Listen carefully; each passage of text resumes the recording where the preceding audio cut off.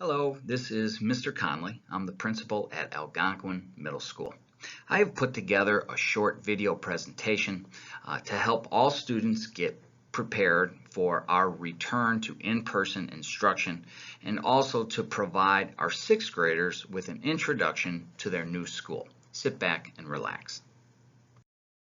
Our mission here at Algonquin Middle School is to offer a positive and safe environment in which students will obtain knowledge and skills to achieve success. A big part of being successful in school and in life is instituting what we call our 3 R's for success, and that is to be respectful, be responsible, and be ready. Students will hear these phrases almost daily here at Algonquin in everything they do. For our Chippewa Valley Virtual Academy students who may be watching this video, keep in mind that while many of our students are preparing to come back to in-person instruction, CVVA students will continue to be virtual and continue to tune in to their classes on their computers at home as they have been from the beginning of the year. I just wanted to point out that CVVA students are still able to participate in Algonquin extracurricular activities and events and sports. Also, I just want you to be aware that your virtual teachers are not solely virtual teachers, that they now are coming back to teach in person with other classes. So if you are accustomed to chatting with your teacher throughout the day, keep in mind that that may be limited now because the teachers who are teaching virtual classes have some in-person classes that they are now responsible for. So I wanted to point out some of the extracurricular activities that we offer here at Algonquin Middle School, and they fall under several different categories. We offer sports for 7th and 8th graders only. In the fall, we have football, which is co-ed, and girls volleyball. In the winter, we have boys basketball and girls basketball, and in the spring, we have co-ed track and field. We have some social clubs that students really enjoy, one of which is the Rainbow Club, another one is the Anime Club. We also offer many leadership opportunities such as Student Council, which is available to students in all grades. And we have, for 8th graders only, the National Junior Honor Society and WEB, which stands for Where Everyone Belongs. National Junior Honor Society, students must apply for. There is certain academic and behavioral standards that apply to be in the National Junior Honor Society, and WEB is a mentorship program between 8th graders and 6th graders. And that is something that we really rely heavily for our 8th graders, our best 8th graders, to be good examples to our 6th graders. We also have many academic groups which compete in different competitions, one of which is Science Olympiad, which competes in county and state competitions, and our Lego robotics team, which compete with other middle schools in our district. We have a couple performance groups, one of which is the Eagle Encore. This is a group of students who put on a play, a holiday play each year, and our band and choir put on several performances throughout the year. And also, as the year progresses, we do offer intramurals. This is open to all students, some of which may be a dodgeball tournament, ping pong, or an art club. I should say that all of these activities, I am pointing these out as a normal school year. Of course, we're not finding ourselves in a normal school year. So all of these things we are hoping to do. They may look different. Some of them we may not be able to do, but we're going to try.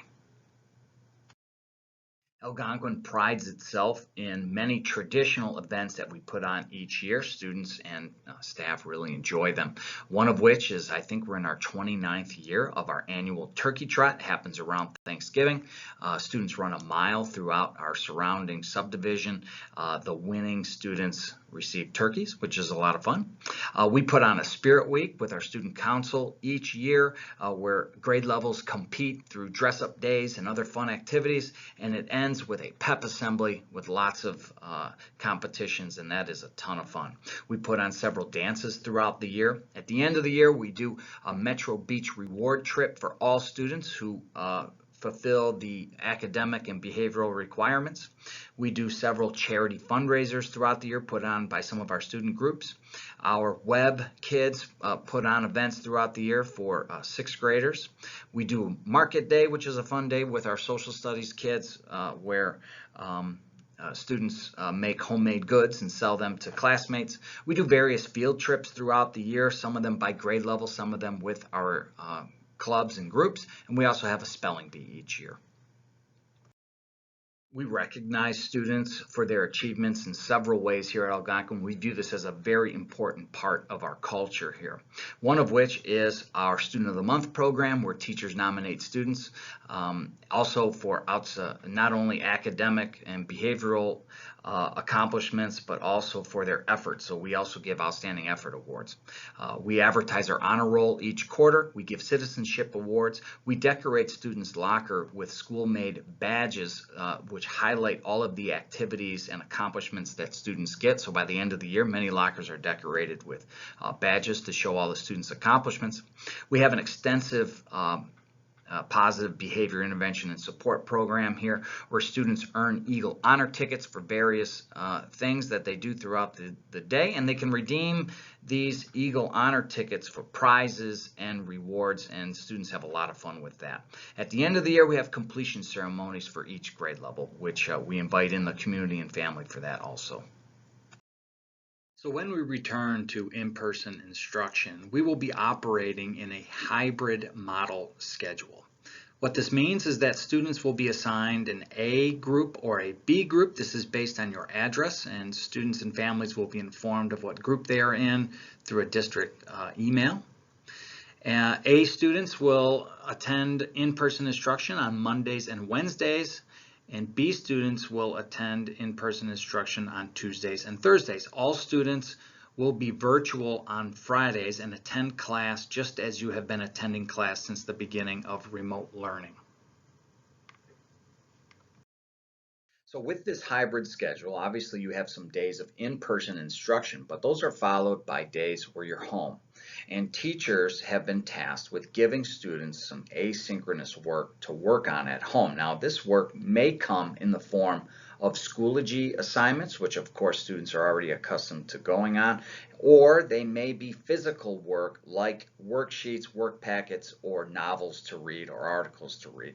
So all students should prepare to have some level of work on their off days that needs to be completed. And because school now is every other day, attendance for in-person instruction is more important than ever. Missing one day of in-person instruction is really like missing 2 or even 3 days of school in a normal year. And attendance is more than just being at school for some time. It's also about arriving to school on time, and you should make every effort to get here. Just because you are tired or unmotivated is not a reason to miss school. If you're sick, feverish, feel like you have a cold, then you need to stay home.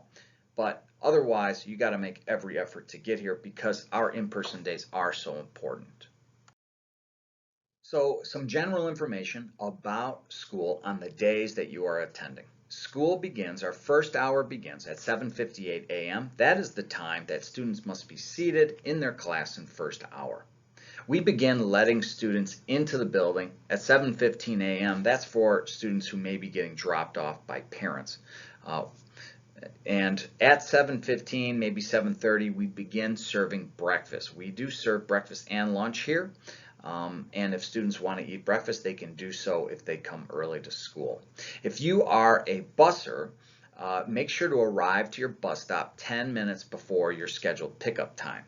Bussers are going to be kept on the buses until 7:50. This is to reduce hallway traffic. Bussers can still partake in breakfast if you choose to do that. You should have plenty of time to grab a breakfast before class. School ends at 2:42, and all students are expected to get picked up. If you're a parent pickup, should get picked up at that time. Bussers are boarding the buses at that time. We do expect all students to be out of the building by 3 unless they're in a scheduled after-school activity. So here is a rundown of our daily schedule. You can see first hour starts at 7:58. As we go down through second, third, and fourth hour, I just want to point out that fourth hour is the time where all students have lunch. So in seventh grade, which is our first lunch, seventh grade eats lunch prior to fourth hour and then has fourth hour. Sixth grade has lunch in the middle of their fourth hour. So sixth graders would attend their fourth hour for a half hour, take a break, go to lunch for a half hour, and then come back and finish their fourth hour. And eighth grade is our last lunch. They would complete their fourth hour and then attend lunch after fourth hour. And you can see everyone gets back on track for fifth and sixth hour. Some helpful hints for anyone new to middle school. These are some things that we just suggest from our years of experience working here. You should try and meet someone new.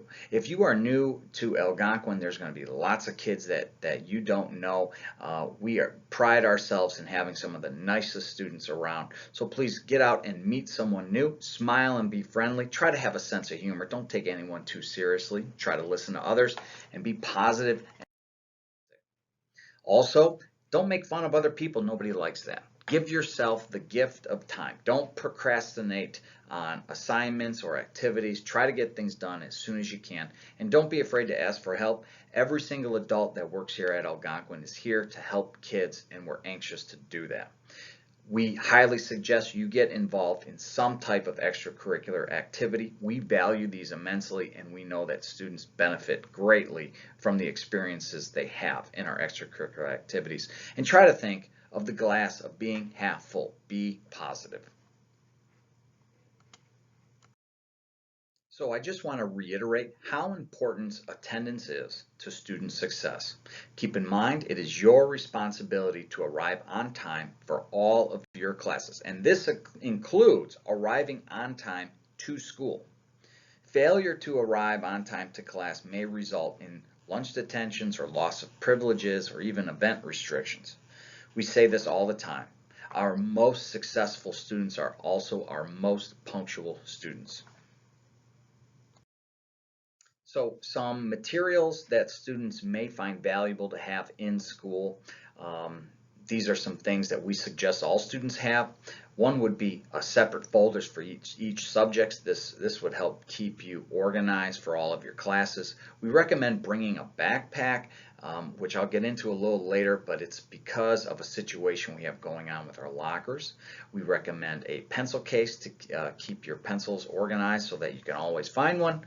A binder or a trapper keeper works well to organize those folders, and make sure you have plenty of pencils and markers. As you know, COVID-19 has impacted all of our lives in immeasurable ways. And here at school, we have to now institute many new safety protocols to keep our students and staff safe. So I want to go through all aspects of school life here to talk about these safety protocols. The two most important safety precautions we are taking here in Chippewa Valley schools is requiring all students and staff to wear face coverings and also keeping students and staff spaced out throughout the day. Face masks must be worn by students and staff at all times, including buses, hallways, and classrooms. Masks must cover the mouth and nose and be secured to the head. Masks will be available to any student who needs one, and we are requiring that all students stay 3 to 6 feet away from others. During arrival, we've changed some of our normal procedures. We are opening multiple exterior doors that can be utilized. This will help reduce crowding during student arrival and dismissal. Parent drop-off, as I mentioned earlier, begins at 7:15 a.m. and students should go directly to the cafeteria if they get here that early and wait there for the bell. Buses are going to be holding students on until 7:50. Again, this is to reduce traffic in our hallways. One of the ways that we are going to limit hallway traffic here at Algonquin is to not utilize lockers during the school day. What this means is that students will be allowed to carry backpacks, and they can carry their belongings from class to class. We've also added traffic lines in our hallways to keep students to the right side of the hallway. We are not utilizing lockers at any school building in middle school or high school in Chippewa Valley. You may notice that our classrooms are going to look a little different this year. Students will be distanced as much as possible during the school day, and they are going to face the same direction. Teachers are going to be keeping detailed seating charts for all of their classes. And we do have some new cleaning protocols that we are putting in place. Desks are going to be cleaned between each class, and keep in mind that your masks are going to be worn by students and staff the entire time. Lunchtime is the only time that students or staff's face masks can be removed, and that is while they are eating. Students will be assigned a seat in the lunchroom. Some of our lunch seats have been blocked off. That's to create space between students. And we do have some food and lunch line protocols that we are putting in place for safety. Those protocols will be described to students when they arrive in the building. And also, there are free breakfast and lunch for all students through November and December this school year. At dismissal, students may exit the building from their classroom exterior doors this year. That is a change that we have made. Most of our classrooms have exterior doors in them. Students must exit the building immediately unless they are participating in an extracurricular activity. For students who are being picked up by their parents, those students should spread out along the front of the building and avoid gathering in groups. And students who take the bus should board the bus immediately following the final bell. We are not allowing visitors in our buildings this year, only students and staff. This means we're going to be having lots of virtual meetings with anyone who wants to speak to our staff.